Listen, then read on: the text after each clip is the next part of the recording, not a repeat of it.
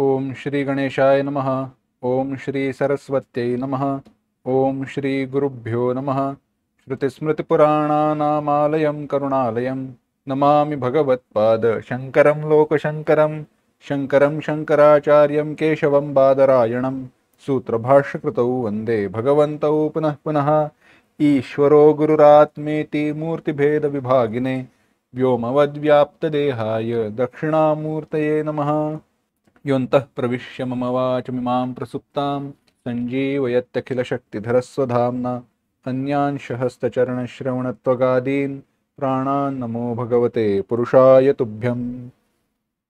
घोष्यते यस्य नगरे रङ्गयात्रा दिने तमहं शिरसा वन्दे राजानं कुलशेखरम्।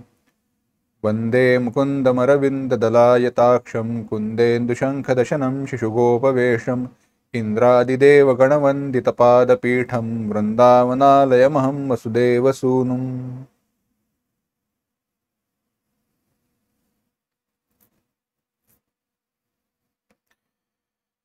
मुकुंदमाला या ग्रंथाचं आपण चिंतन करतोय आणि या ग्रंथाचं चिंतन करत असताना भगवंत हा श्रेष्ठ मंत्र आहे, भगवंताचं नाव हा श्रेष्ठ मंत्र आहे, हा विचार कवीने आपल्याला सांगितला। वर्णन करत असताना कवी म्हणाला, मनाला त्याने कवीने उपदेश केला, अरे मना, जन्म साफल्य मंत्रम जप जप सततम। श्रीकृष्ण हा जो जन्म सफल करणारा मंत्र आहे त्याचा नित्य जाप कर, नित्य जप कर त्याचा। त्याने होईल काय? त्याने सगळी दुःख दूर होतील, सगळे ताप दूर होतील, संसारोच्छेदैक मंत्रम हा संसार दूर होईल। त्यामुळे भगवंताचं नाव हा जसा एक मंत्र आहे, ते दिव्य रत्न आहे, तो एक मणी आहे, अनमोल रत्न आहे, त्याचं मूल्य श्रेष्ठ आहे, महान आहे। त्याचप्रमाणे हे एक औषध देखील आहे, असं कवी आता सांगतोय। मणी, मंत्र, औषध, तीन गोष्टी। दुःख दूर करण्यासाठी किंवा ताप दूर करायचा असेल, आजार दूर करायचा असेल तर तीन प्रयोग सांगितलेले, मणी, मंत्र आणि औषध।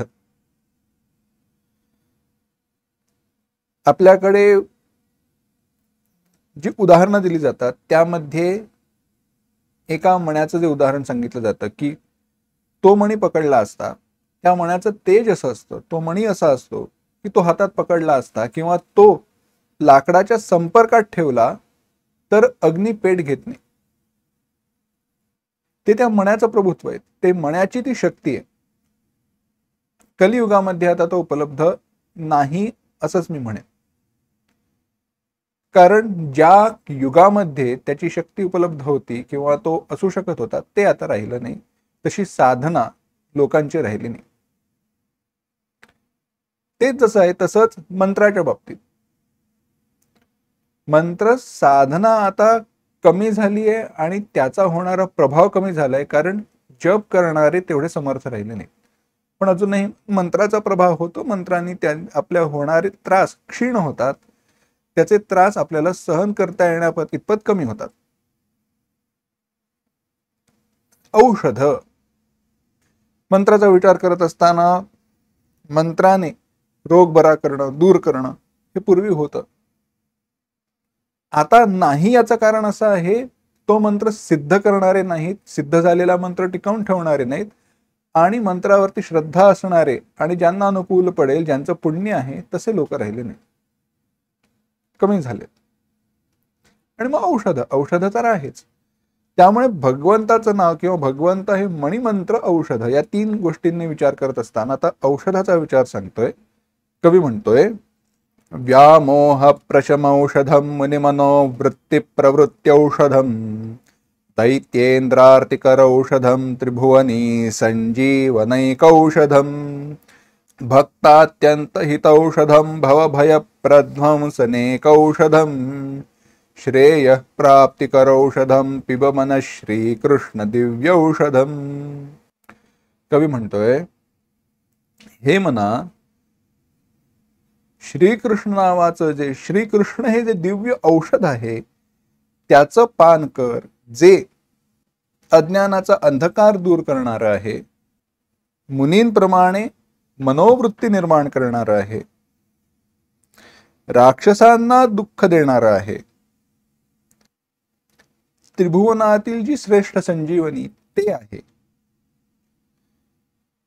भक्ताचं अत्यंत हित करणारं औषध आहे, संसाराचं भय नष्ट करणारं औषध आहे आणि श्रेयाची प्राप्ती करून देणारं औषध आहे.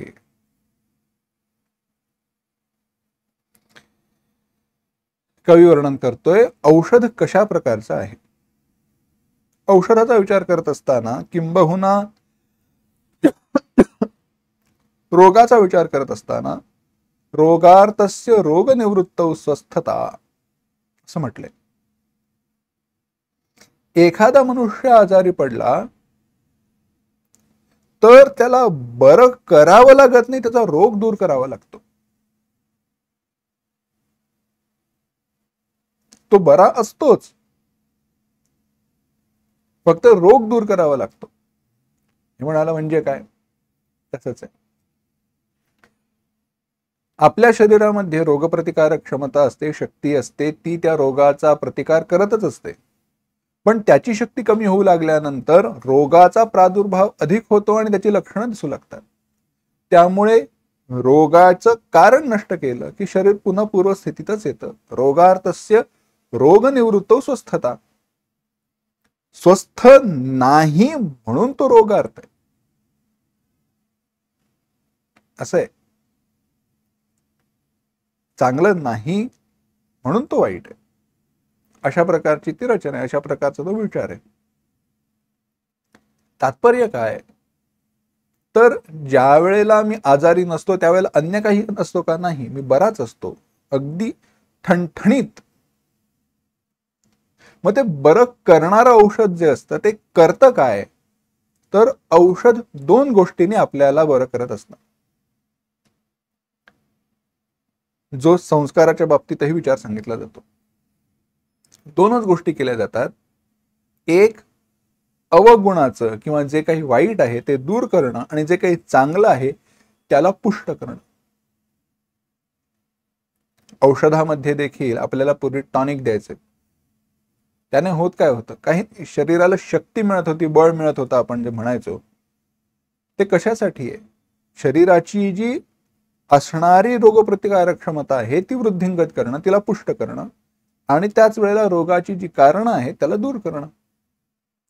त्याचप्रमाणे ज्या गोष्टी या कृष्ण नावाने होतात किंवा भगवान कृष्ण या औषधाने होतात त्या काय आहेत? काय काय दूर होतं ते सांगत असताना कवीने वर्णन केलं. व्यामोह प्रशमौषधम. व्यामोह, मोह, हा जो विशाल मोह आहे, हा दीर्घ किंवा अत्यंत गंभीर असणारा हा जो मोह आहे, मोह वैचित्य. मोह म्हणजे काय? मोह म्हणजे दुसरं काही नाही, त्याने मोहात टाकलं. आपण म्हणतो, आपल्याला अनुभवाने म्हणा किंवा वर्णनाने म्हणा, शब्द माहित आहे, परंतु त्याचं स्वरूप काय आहे तर बाकी काही नाही. जसं आहे तसं न दिसणं याला मोह म्हणतात. जसं आहे तसं न दिसणं याला मोह म्हणतात. असा जो विशाल आहे, एवढा घनदाट आहे, एवढा दीर्घ आहे की सत्याची जाणीव होण्याचा एक क्षण देखील आपल्याला प्राप्त होत नाही. असा जो मोह आहे, काय आहे? अज्ञान आहे, आपल्या आत्मस्वरूपाचं अज्ञान आहे.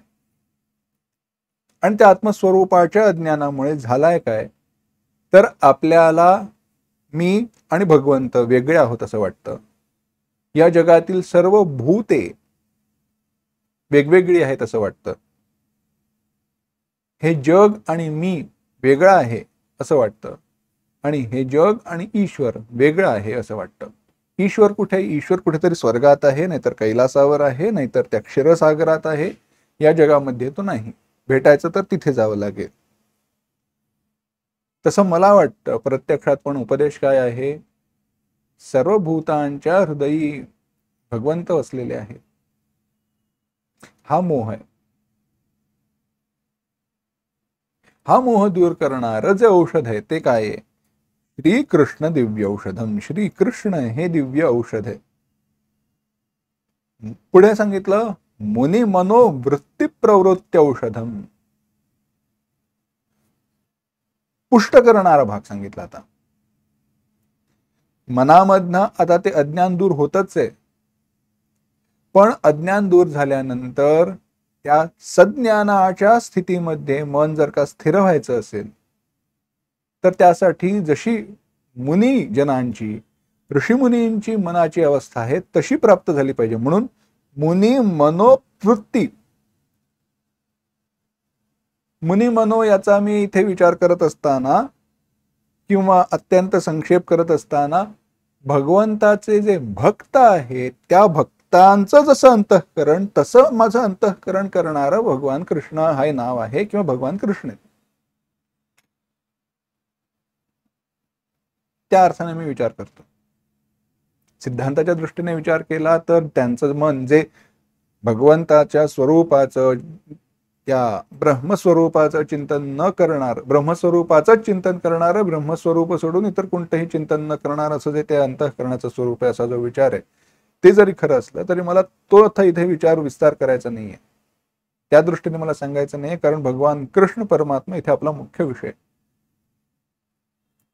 त्यामुळे भक्त भगवंत या दृष्टीने नित्य भगवंताचं चिंतन करणारे जे भक्त त्यांचं जसं अंतःकरण तसं अंतःकरण माझं करणारं जर कोणी असेल तर ते भगवान श्रीकृष्णांचं नाव आहे. भगवान कृष्ण हे स्वतः आहे.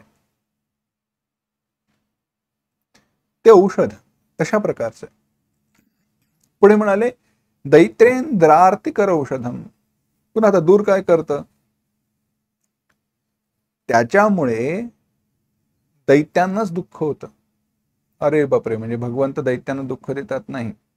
वर्णन करताना सांगितलंय, सापेक्षतेने सांगितलंय. भगवंत दुष्टांचाही उद्धारच करणार आहेत, पण आपल्यासाठी जे आपल्याला त्रास देत आहेत त्यांना दूर ठेवणारे, त्यांना त्रास देणारे. म्हणून म्हटलं दैत्येंद्र आर्तिकर औषधम. त्यांना दुःख होतं. आता दुःखांना दुःख होतं, दुःख दूर राहत आहेत, राक्षसांना दूर ठेवणार आहे.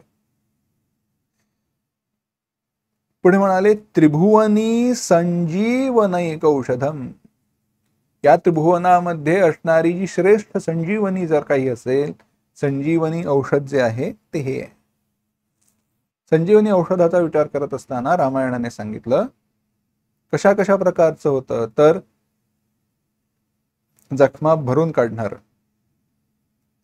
टाके टाकणार आणि व्रण दूर करणार, अशा 3 प्रकारचं ते औषध होतं. त्या औषधांचा विचार आलाय, त्या औषधांची नावं पण आली आहेत. औषधी ज्या आहेत त्या वनस्पती त्यांची नावं आली आहेत. रामायणाने विचार सांगितलाय, स्पष्ट केलाय. तसंच आम्हाला दुष्कर्म करून सत्कर्माकडे आणणारं, आमचं अज्ञान दूर करणारं आणि ज्ञानाच्या भूमिकेवरती स्थिर करणारं संजीवनी औषध जर काही असेल तर ते भगवान श्रीकृष्ण हे आहे. श्रीकृष्ण हेच एक औषध आहे, हीच एक संजीवनी आहे. भक्ताचं ते अत्यंत हित करणारं औषध आहे, पुष्ट करणारा भागाला. पुन्हा दूर करणारं काय आहे, तर संसाराचं भय, भवभय प्रध्वंसनैक औषधम. भक्ताचा भगवंत संसार दूर करणार आहे. कृष्ण हे औषध कसं आहे, भवभय प्रध्वंस, संसाराचं भय दूर करणारे. शब्दप्रयोग पहा, संसार दूर करणारे नाही, संसाराचं भय दूर करणारे. म्हणून संसार दूर झाला का, नाही, तो तर झालाच. भय हाच संसार आहे आणि त्याच संसाराचं भय. म्हणजे काय, जीवनमुक्त महात्मे भगवंताचे भक्त याच संसारात विचरण करतात ना, मग त्यांच्यासाठी संसार आहे की नाही. आपल्या अज्ञान दृष्टीने आहे, त्यांच्या ज्ञान दृष्टीने नाही. का नाही, कारण त्यांना त्या संसाराचं भय नाही. या संसाराचा आपल्याला भय आहे कारण आपण द्वैतामध्ये आहोत. संसाराचं भय दूर झालं तर ते दूर का होईल? एकत्वाच्या ज्ञानाने, अद्वैतानेच. माझ्याहून दुसरा कोणी भिन्न नाही. त्या अद्वैत ज्ञानानेच सगळं भय दूर होतं. द्वितीयाद् वै भय भवति.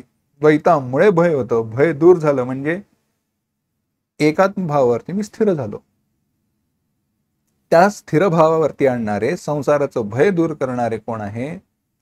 तर ते भगवंत आहेत. श्रीकृष्ण हे नाव आहे. श्रीकृष्ण हे औषध आहे. आणि हा जो मोक्ष आहे तो श्रेयस, ते श्रेय देणारं, श्रेय प्राप्तिकर औषधम. श्रेय आणि प्रेय. श्रेय म्हणजे श्रेष्ठ जे काही प्राप्तव्य आहे, जो पुरुषार्थ आहे मोक्ष नावाचा. भक्ती संप्रदायाच्या दृष्टीने भक्ती हा स्वरूपामध्ये काही भेद नाही.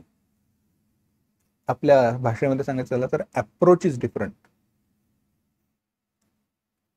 असो, तात्पर्य हे सर्वात जी श्रेष्ठ गोष्ट आहे ते देणारं औषध आहे. काय? पिब मन श्रीकृष्ण दिव्य औषधम. श्रीकृष्ण हे जे दिव्य औषध आहे